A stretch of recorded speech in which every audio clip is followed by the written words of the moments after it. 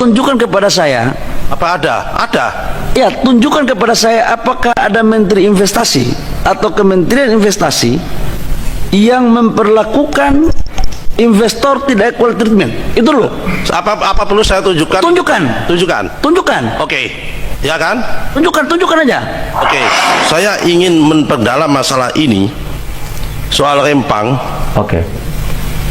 Saya mendapat informasi kanan kiri dari berbagai masyarakat.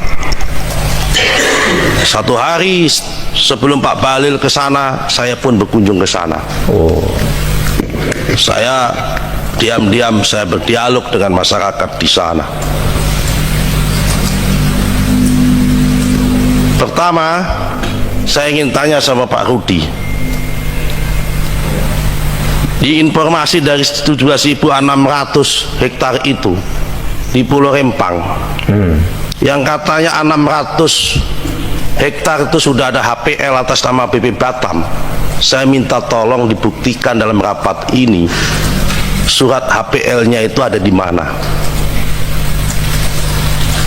Karena informasi yang kami terima dari masyarakat, belum ada yang namanya HPL di Pulau Rempang.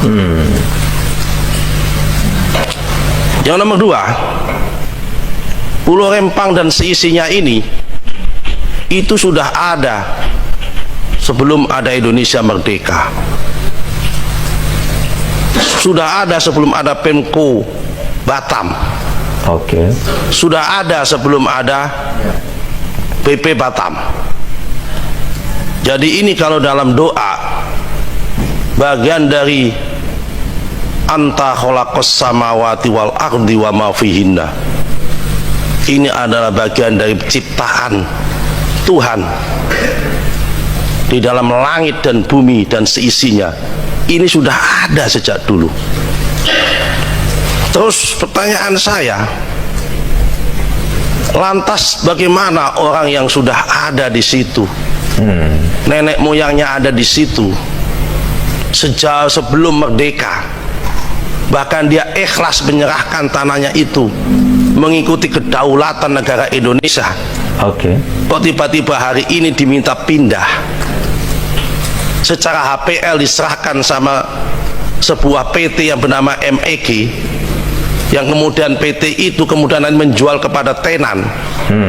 Terus pertanyaannya, selain hanya mendapatkan tenaga kerja dan pajak, negara mendapatkan apa? Kok sampai negara meminta rakyatnya pindah demi investasi? Iya. Apa tidak ada tempat lain untuk kepentingan investasi? Saya tidak membayangkan seandainya demi PSN, rumahnya saudara menteri maupun rumahnya saudara kepala BP Batam Pak Rudi, entah di kampung sana, diminta investor, diminta pindah.